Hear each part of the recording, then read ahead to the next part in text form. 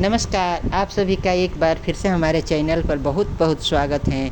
आज मैं आपके लिए लेकर आई हूँ एक ऐसी मिठाई की रेसिपी जो देखने में तो बिल्कुल बाज़ार से आई हुई मिठाई जैसी लगेगी, लेकिन इसे बनाने के लिए आपको न तो बहुत ज़्यादा सामग्री की ज़रूरत पड़ेगी और न ही इसे बनाने में बहुत ज़्यादा मेहनत लगेगी और न ही गैस जलाने की ज़रूरत पड़ेगी। इस मिठाई की ख़ास बात यह है कि यह खाने में बहुत ही स्वादिष्ट, मुलायम और इतनी सुंदर लगती हैं कि इसे देखकर कोई भी यकीन नहीं करेगा कि यह बाज़ार से नहीं, घर पर बनी हुई हैं। और अगर आपके घर में भी पनीर रखा हुआ है और आप सोच रहे हैं कि इससे कुछ अलग और स्वादिष्ट बनाया जाए, तो आज की यह रेसिपी आपके लिए बिल्कुल सही है। तो वीडियो को आखिरी तक ज़रूर देखिएगा, क्योंकि आज मैं आपको मिठाई को मुलायम एकदम से सही बनाने के कुछ छोटे छोटे तरीके भी बताने वाली हूँ। और अगर आपको भी ऐसे आसान और स्वादिष्ट रेसिपी पसंद आती हो तो हमारे चैनल को अभी सब्सक्राइब कर लीजिए और वीडियो को एक बार प्यारा सा लाइक ज़रूर दे दीजिए। तो चलिए बिना देर किए शुरू करते हैं आज की हमारी बहुत ही स्वादिष्ट और सुंदर मिठाई। सबसे पहले बनाएंगे चीनी का मिश्रण। तो सबसे पहले हम लेंगे एक मिक्सचर का जार, इसमें डालेंगे 1 कटोरी चीनी। अब इसमें डालेंगे 2 इलायची।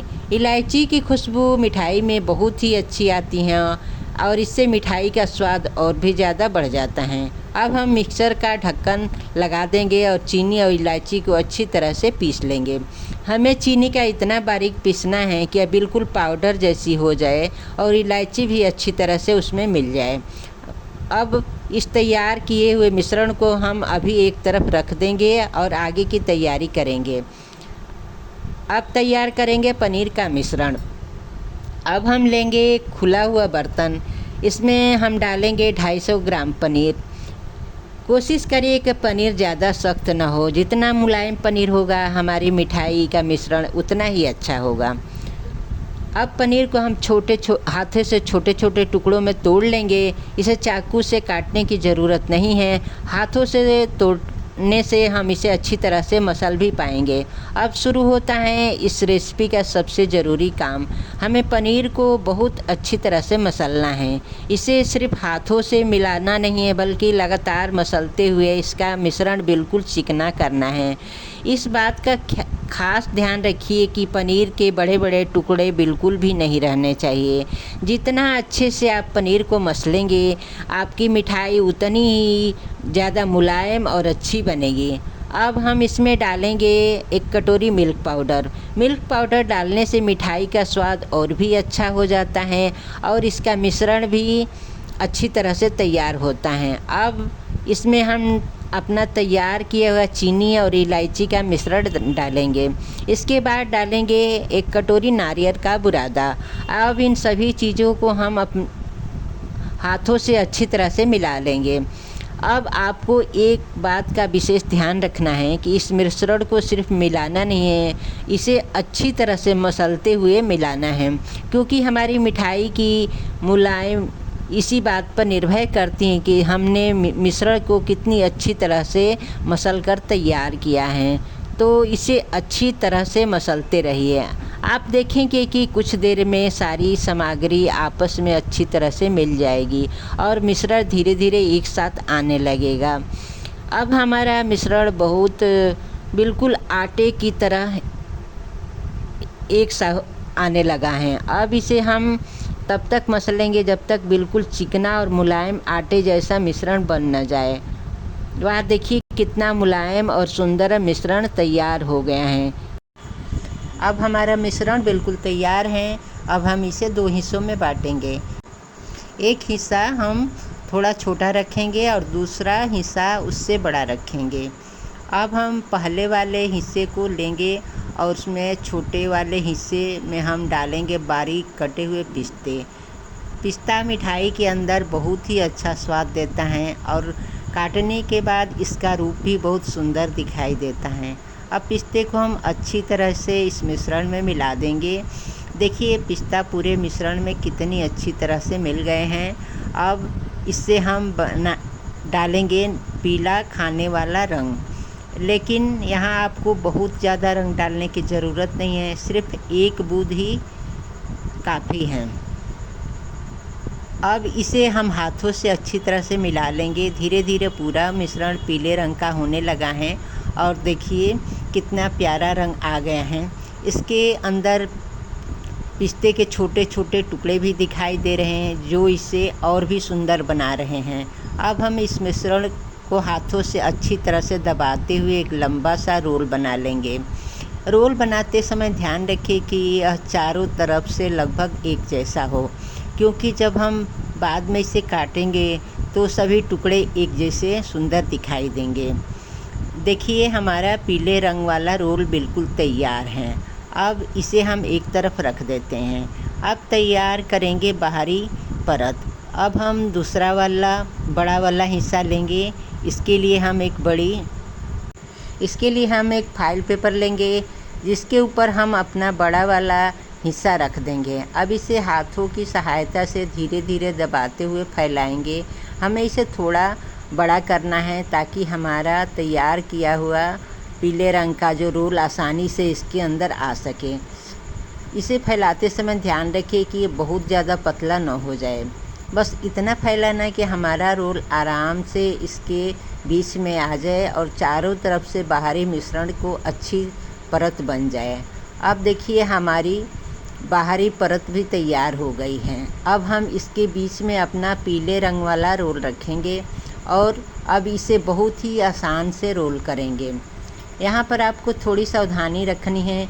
धीरे धीरे इसे फाइल पेपर की मदद से रोल करते जाएंगे। साथ साथ किनारों को भी हल्के हाथों से दबाते जाएंगे ताकि हमारा रोल अच्छी तरह से बंद हो जाए। और देखिए हमारा सुंदर सा रोल तैयार हो चुका है। अंदर पीले रंग का रोल और बाहर सफ़ेद रंग की परत। सोचिए जब हम इसे काटेंगे तो अंदर से कितना सुंदर दिखाई देगा। अगर आपको भी अभी तक यह रेसिपी पसंद आ रही हो तो वीडियो को लाइक करना बिल्कुल मत भूलिए और कमेंट में ज़रूर बताइएगा कि आपने पहले कभी पनीर से इस तरह की मिठाई बनाई है या नहीं। अब इसे रखेंगे फ्रिज में। अब इस पूरे रोल को हम फाइल पेपर को पन्नी में अच्छी तरह से लपेट देंगे। अब इसे 2 घंटे के लिए फ्रिज में रख देंगे।